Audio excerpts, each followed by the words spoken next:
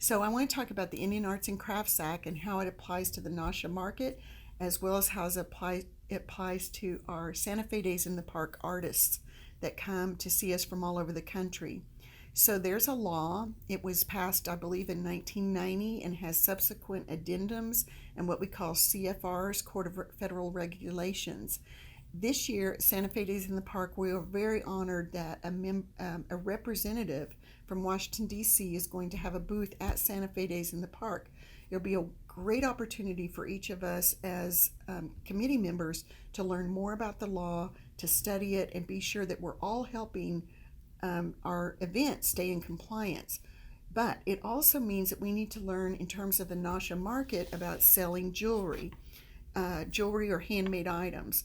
So we cannot call an item a Native American made or American Indian made item unless it was produced wholly by a Native person with a certificate degree of Indian blood or a tribal enrollment, or they have a letter from their tribe authorizing them as a tribal artisan. Those are the three things, and it must come from someone from a federally recognized tribe or a state recognized tribe, and that state recognition is a very defined has a very defined definition, and you actually have to call the Secretary of State, I believe, is what it's called, of each state in which the person claims that they have a state recognized tribe. So it has to have, there's a special particular law and how it is passed that identifies someone who's state recognized. Anyone else cannot sell what they call Native American made items. They are in violation of a federal law. The fines are very expensive, and we never, never, never want to be in violation of that law. So what that means in the Neh Shaw Market is if we have items that we know who the artist is, we can verify that artistry and we label those as Native American made. We have to be able to back that up, right, with the documentation of the name and who made it and what tribe.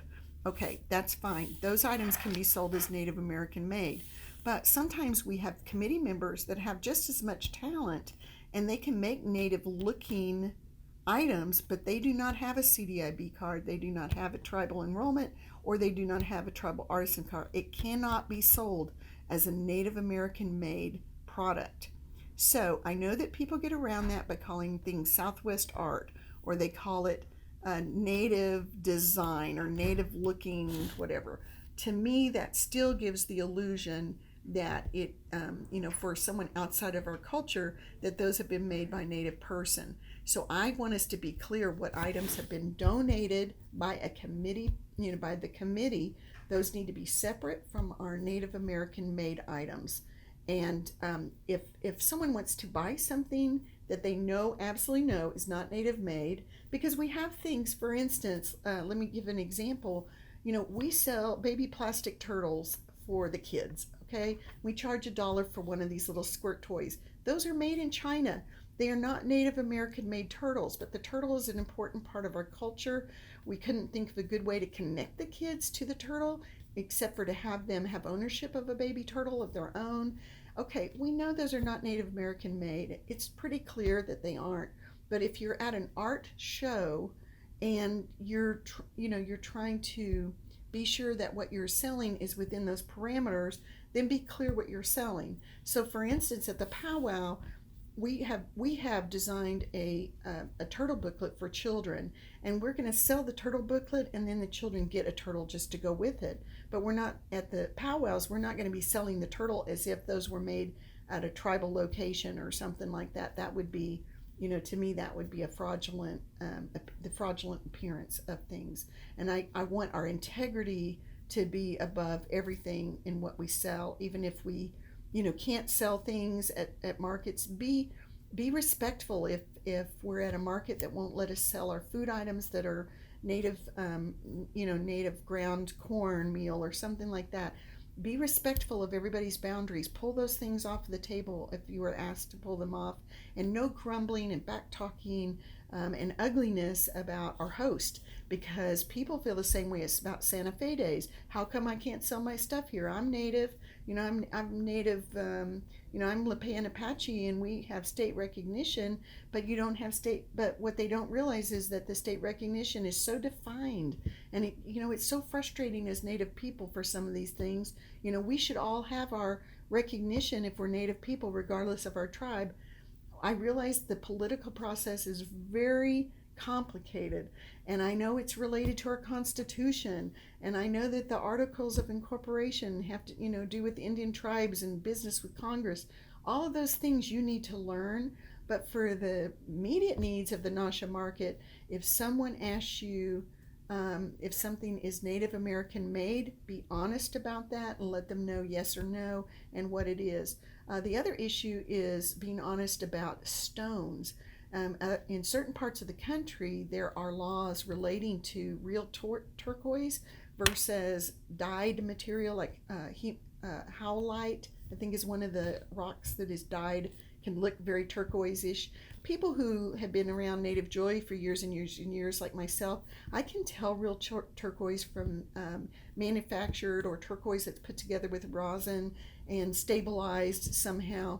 But for young people, sometimes they look at the jewelry and it, to them it's beautiful, it's pretty. There is nothing wrong with buying something that's beautiful, but we can't misrepresent contents of the materials.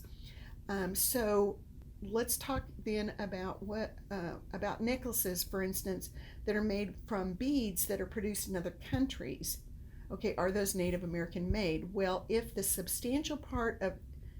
the beads were configured by a Native person who met all those criteria, that would be considered Native American made, even if those beads, for instance, were manufactured in Czechoslovakia or in China. It is how that person used their own creativity and put them all together from scratch. So it's, you can't take a necklace that you bought somewhere that looks native but was made in Guatemala, which is actually, there are Indian people in Guatemala, but understand that from the definition of the U.S. federal law, it is the United States federally recognized tribes and Alaskan natives that meet this criteria.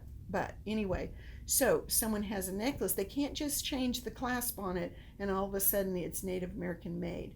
So there are laws against selling mass-produced items and basically pulling off the tag and suggesting that they're Native made. And we have to watch for that at all of our events that we participated in. We need to be careful of that, and we need to be watchful at Santa Fe Days in the Park that an artist is not violating that too. If you go to Albuquerque, let me give you an example. There are a whole lot of bead shops there, but there's one in particular that sells items that look identical to fetishes, for instance, that are made by the Zuni people, but they're manufactured overseas, and then they're sold for like $1, $2. A lot of them, like fetish necklaces and things like that, are even finished off the way a Navajo typically would finish off the back with the wrapping that goes around it, but they are mass produced. And the only way you may know about it is if, when you travel the country, you stop off in those and you start to look and memorize those beads, or go to the gem and mineral show and you'll start to see which ones are made in China, which ones are made in Asian countries, for instance, and you'll start to recognize what they look like, the shapes that are familiar to you. And so a lot of that turquoise that's like shaped like a bear and it's made into a bead, peace symbols, things like that, that's not turquoise, and you cannot say it's turquoise. So we try really hard to, if it's Native American made, if there are stones on it and we happen to know what the stones are, to identify those stones so people know whether it's genuine turquoise or whether it's a manufactured product. So that may be more than you ever need to know, but if you're going to be involved with selling and recognizing things, what I would suggest is that you go around with one of the senior people who knows their jewelry, and for instance at a powwow, have us go around and we'll kind of identify for you very discreetly which things are actually the silver jewelry have been manufactured by hand, or which ones have, the clasps have been bought and everything has been kind of put together. Just so that you can learn to identify that, and you can help other people learn about that too. Let's talk about the items that are going to be for sale at the Neh Shaw Market. Most of the time, I look for items that either are made by a tribal nation and produced by a tribal nation, so they're a Native American made product, or it is a product that comes from our culture, has a special meaning in our culture, unfortunately has no one who is making it and manufacturing it on a national level where we get access. And so the item is authentic, but the people who produce it and make it happen maybe are not native. Or it has some sort of a ceremonial meaning, or it has a medicine property to it. And so again, it may not be manufactured by a native company, but it represents our culture. So sometimes we get native companies who produce things that are outside of our culture or inside our culture, and then sometimes we have items that are within our culture but are manufactured by people outside our culture. An example of a native company that is making a native product is pemmican, and the Tonka company has made a Tonka bar that is dried buffalo meat that's been pounded up and mixed with cranberries. Now that's the original formula for pemmican, and pemmican is a way of preserving meat. The sugar that is in a wild berry, works as a preservative for the meat, and so they would make these balls and they would carry them around in the wintertime, and it gave them protein. And actually northern tribes would trade these with the fur trading people to help them survive the winter, so they would make trades with this pemmican. So the Tonka company has manufactured these. They got really nice high protein, very healthy bars, but they discovered that the original formula, which is with cranberry, wasn't very attractive to the outer culture, and so they started adding things like orange peel flavor, apples, which that's not traditional because oranges and apples did not grow in the Americas, or they have a pepper version of that, and of course peppers are part of our culture and come from the Americas. So some of their pemmican products are not exactly traditional, so I typically try to buy only the recipe to reflect our culture, but it is a native made company or native owned company, and so there's that good combination, right? Okay, then let me give you an example. So one of our biggest staples, particularly in California tribes, was acorn meal, made from acorn seeds, acorn nuts. And there's a special way that you have to manufacture acorn flour in order for it to not be toxic, because it has tannin in it. And so you have to pound up the acorn, let it dry. Then you have to wash it. Usually in a stream is how in the old days they would do it, but it's washed over and over so that these tannins are washed away from the flour. It's a very long and arduous process. I've only found one person on the internet who actually does it in a traditional native way, but you can find acorn flour at an Asian market, Korean markets in particular. They seem to have a lot of our traditional foods. They have the Indian corn, they have acorn, they have, found mesquite flour there. So they somehow have embraced our food, sweet potatoes, they've embraced our foods in a way that the U.S. market has not. And so if I wanted to introduce acorn flour, then I might have to go to a market, to an Asian market, to get that. But the fact of the matter is, it's still acorn flour.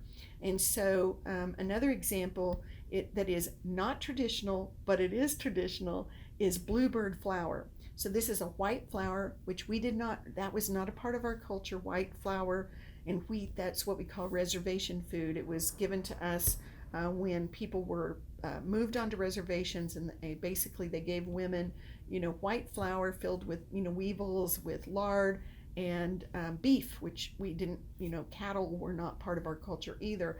And the women, had to be creative and come up with something. And so over time, fry bread was a survival food to make you feel full. You have no caloric help, and that's how we get diabetes and overweight and all this stuff. But the truth is, if you talk to an Indian person about Indian fry bread or Indian tacos, everybody goes crazy, like, I gotta have it. We become maniacs over it. But this particular flour that you find in the Southwest, maybe in the northern part, I don't even know if it's up north, but it's very valued. Women like to use the sacks for aprons and things like that. So it's not manufactured by a native organization. White flour is not part of our culture, and yet it is the key ingredient to the best fry bread in the world. And so it's considered, so then that's an educational tool, right? How come we're selling white flour at an Indian market? Because it's developed over time. It is a part of our adaptive process, is using that flour. We also sell medicine teas, and these teas come from I particularly love the Nawadi teas because they are good combinations. They've been researched a great deal. Most of them have only traditional American in the Americas ingredients. And of course, we're talking about all of the Americas, North and South America, and those things have been combined. And the owner of that company is of Cherokee descent, so he has a lot of respect for how plants are supposed to be gathered in a sustainable way. And at the same time, he has received USDA approval on his mixtures. So although he is not technically a CDIB Cherokee, he practices our ways, and the combinations that he puts together meet, based on the research I've done, meet all the criteria for our medicine ways. And so I like to sell those because I think it's a good representation of how raw plant material was used as teas in our culture. We purchase sweetgrass. Now I do try to purchase things like sweetgrass, sage, and cedar from native run companies who get their product in a sustainable way, because we're having a problem with sage and sweetgrass in particular being over harvested because of the popularity with New Age people, New Age traditions, I guess you should say. And the northern tribes definitely relied on beautiful sweetgrass, and it's braided into 3 braids, and there's a reason for the braid, and there's a number of strands in each braid. And if it's gathered ceremonially, which is the kind that we offer, then it's what we call done in the right way. And the same with sage, and the same with cedar. So sometimes we produce our own. We have people that gather and bless and take care of those things, and we can sell those things. Other times, if we have to get them from an outside source, we try to look for a source that is using good methods that are valued in our culture in terms of taking care of the environment. We even sell juniper ash. And you're like, why are we selling ash that comes from a fire? And juniper ash is something that is put into corn. Anytime it's cooked with corn, it allows corn to soften so that the nutrients of corn can be absorbed by your body.